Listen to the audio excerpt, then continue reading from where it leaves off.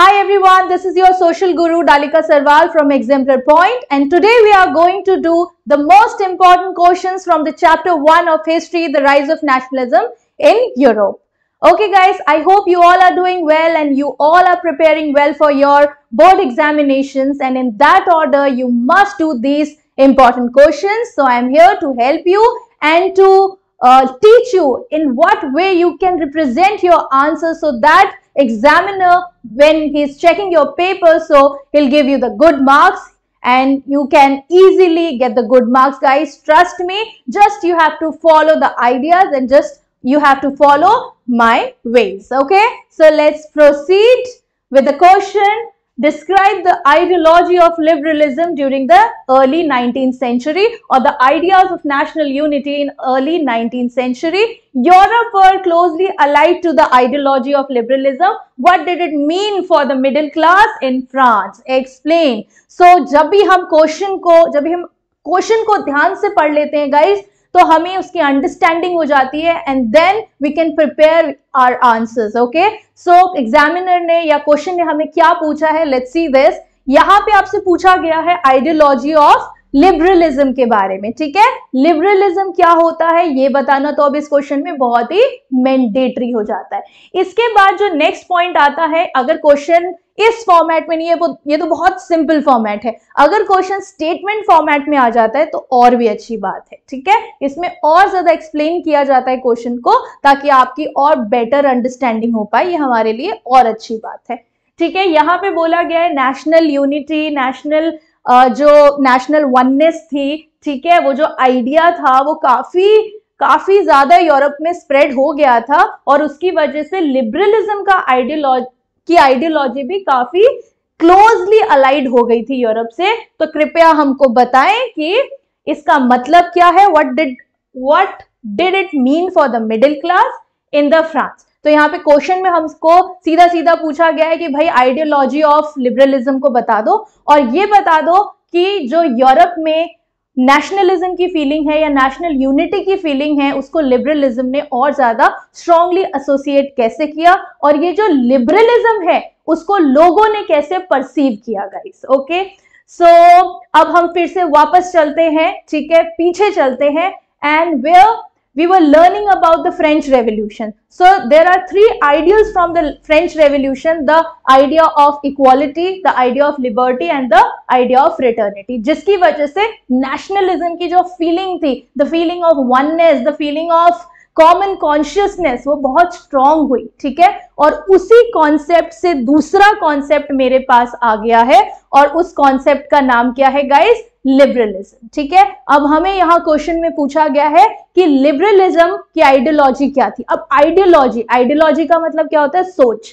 तो सोच तो बहुत लोगों की डिफरेंट होती है. ठीक है, बहुत लोगों की बहुत सारी सोच होती है, मतलब जितने लोग उतनी सोच. ठीक है, तो यहाँ पे पूछा गया है कि जो मिडिल क्लास थे, सेकंड स्टेटमेंट में आपने देखा था ना, उसमें पूछा था कि जो लोग वहां रहते थे वो लिबरलिज्म के बारे में क्या क्या चीजें सोचते थे और उसको किस तरीके से परसीव करते थे.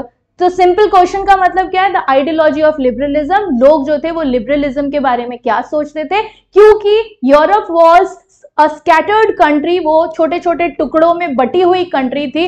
कैसे बटी हुई थी? Because the Europe was ruled by the different Kings. Okay, बहुत सारे अलग अलग राजा उसको रूल कर रहे थे और इस वजह से अलग अलग रीजन्स में वो डिवाइडेड कंट्री थी. ठीक है, तो यहाँ पे जब कंट्रीज डिवाइडेड हैं तो लोगों ने, जो लोग हैं वो भी अलग अलग हैं. ठीक है, और वहां पे वननेस की और कॉमन कॉन्शियसनेस की कोई फीलिंग नहीं है. तो उस टाइम पे लोगों ने लिबर्टी के आइडियाज को, लिबरलिज्म के आइडियाज को किस तरीके से परसीव किया. So that is your question. Now let's proceed to the answer.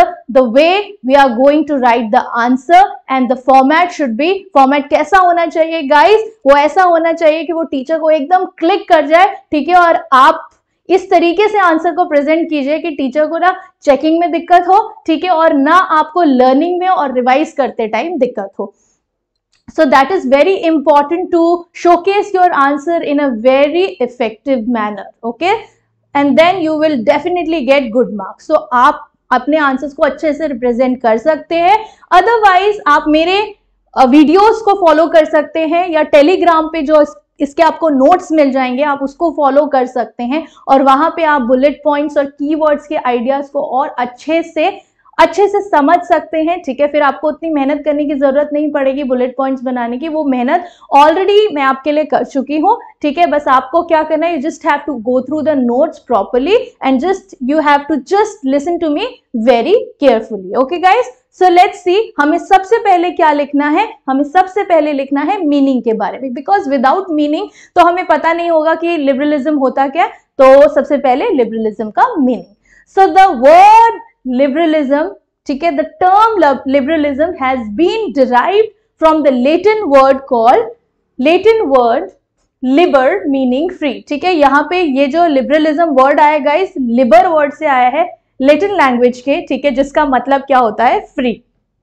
और देखिए, for the middle classes in the 19th century, the idea of liberalism means that all individuals are free and equal before the law. तो जो हमारे जो कुछ लोग थे, ठीक है, 19th सेंचुरी की हम बात कर रहे हैं, 19वीं शताब्दी की हम बात कर रहे हैं, तो उस टाइम पे लिबरलिज्म के बारे में लोग क्या सोचते थे, वो सोचते थे ऑल इंडिविजुअल्स आर फ्री, सब फ्री है और इक्वल है बिफोर द लॉ। तो कानून के आगे सारे लोग जो हैं वो क्या हैं, वो फ्री हैं और वो इक्वल स्टैंड रखते हैं, ठीक है।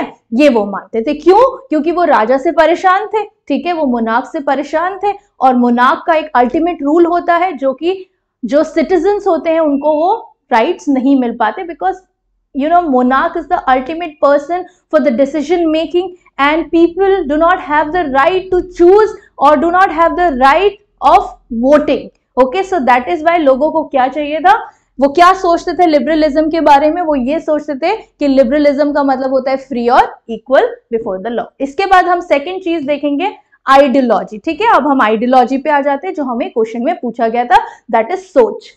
The ideology of liberalism during the early 19th century was different for all, ठीक है। तो मैंने कहा था ना, सोच है, कभी भी आ सकती है, ठीक है, किसी को भी आ सकती है, तो जितने लोग उतनी डिफरेंट परसेप्शंस गाइस, ठीक है। Before the French Revolution, the citizens of France were not having any power and there was monarchy, hence they had no role in choosing their government. So modern liberalism stands for representative government. देखिए यहाँ पे point क्या हो गया, for the middle class in the 19th century, यहाँ पे क्या था, मतलब all individuals are free and equal. उसके बाद दूसरी चीज क्या आ गई, दूसरी चीज क्या आ गई, बिफोर द फ्रेंच रेवोल्यूशन, क्योंकि फ्रेंच रेवोल्यूशन तब होने वाला था या नहीं हुआ था, तो उस टाइम पे वहां पे मोनार्क रूल कर रहे थे, और वहां पे क्या मतलब था, वहां पे क्या मतलब था, so the modern liberalism stand for the representative government, यानी कि जिस पर्सन को आपने सिलेक्ट किया है वही आपको रिप्रेजेंट करे, ठीक है।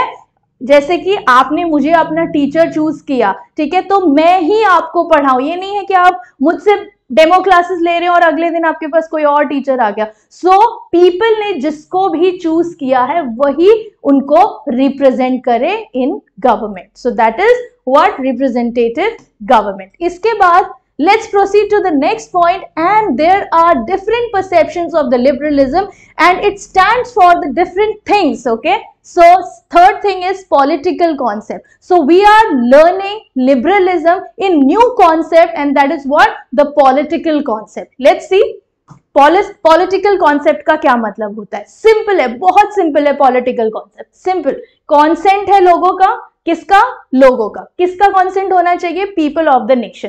सो politically it meant that the government which will be coming in power should be appointed by the consent of the people of the nation, ठीक है। अब ये दोनों कुछ एक जैसी बातें लगेंगी, लेकिन यहाँ पे रिप्रेजेंटेटिव गवर्नमेंट का पॉइंट है, और यहाँ पे हमको पॉलिटिकली क्या कॉन्सेप्ट में देना है, कॉन्सेंट की बात हमें यहाँ पर देनी है, ठीक है। यहाँ पे हम गवर्नमेंट की बात कर रहे हैं, उसको वो पर्सन गवर्नमेंट बनाएगा जिसको लोगों ने चुना है, ठीक है, जिनको लोग रिप्रेजेंट करते हैं, ठीक है। यहाँ पे बात आती है कॉन्सेंट, यहाँ पे बात आती है कॉन्सेंट की, जिसमें लोगों ने ही उस पर्सन को चुना है, लेकिन लोगों का कॉन्सेंट होना बहुत ही ज्यादा इंपॉर्टेंट है। इसके बाद देखिए इकोनॉमिकल कॉन्सेप्ट। अब हम लिबरलिज्म को पढ़ रहे हैं इकोनॉमिकल कॉन्सेप्ट में। इकोनॉमिकल क्या होता है? इकोनॉमिकल होता है कंट्री में जब हम फाइनेंस की बात करते हैं, ठीक है, ट्रेड की बात करते हैं, बिजनेस की बात करते हैं, that is called the economic concept. Let's see guys, in the economic concept, in the economic sphere, it included freedom of markets and end of restriction on goods. तो यहाँ पे हम किसकी बात कर रहे हैं? यहाँ पे हम बात कर रहे हैं कि लोग जो हैं वो फ्रीली क्या कर सके, एक जगह से दूसरी जगह ट्रेड कर सके, एक जगह से दूसरी जगह गुड्स को भेज सके और वहां से ला सके। सो मार्केट्स कैसी होनी चाहिए? एकदम फ्री होनी चाहिए, फ्रीडम होना चाहिए मार्केट में, कि अगर मुझे एक स्टेट से दूसरे स्टेट में कोई बिजनेस करने जाना है, कोई ट्रेड करने जाना है, तो वहां पे बहुत ज्यादा restrictions ना हो, because फिर से वही concept, because Europe was a scattered country and there were many monarchs and there was no oneness, there was no common consciousness, और उस वजह से trading was also a very difficult task there. Okay, so trade करना भी एक बहुत मुश्किल काम था वहां पे, क्योंकि मार्केट्स में बहुत ज्यादा फ्रीडम नहीं था. So that is mandatory liberalism के कॉन्सेप्ट में कि फ्रीडम दिया जाए मार्केट्स को और एंड किया जाए रिस्ट्रिक्शंस को, जो कि किस पर लगे हुए हैं? चीजों के, गुड्स को इंपोर्ट एक्सपोर्ट करने के लिए, ठीक है, या एक जगह से दूसरी जगह लाने और भेजने के लिए, ट्रांसपोर्ट करने के लिए जो भी रिस्ट्रिक्शंस लगे उसको खत्म कर दिया जाए. So this is all about the ideology of liberalism guys. What is the meaning of the liberalism? आपको समझ में आ गया होगा. उसके बाद आपसे पूछा गया है कि उस टाइम पे 19th सेंचुरी में लोगों ने किस तरीके से उसको परसीव किया. So it was perceived in the different forms, in a political concept, in an economical concept, and that is it for this. Okay, तो आपको इसके लिए ऐसे बुलेट पॉइंट्स बनाने हैं और फिर इसको फटाफट से रिवाइज करना है. So guys, whenever we are talking about the revision, so what you have to do, you just have to go through with these bullet points and the keywords which I already have highlighted. Okay, so meaning, liberalism derived from Latin word which means freedom or free. And the 19th century people, for the 19th century people, the meaning of liberalism was what? Free and equal before the law. That's it. Ideology. Ideology represents us the modern liberalism, and which stands for the representative government. The ideology basically belongs to two things. One is for before the French Revolution and another thing is after the French Revolution. Let's see political concept. Political concept is all about the consent of the people of the nation. An economical concept is all about the freedom of markets and prohibit or end of restrictions on the market. That's it. इस तरीके से हमको इसको revise करना है. आप लोग इसको एक बार लिख के देखिए. Thank you so much.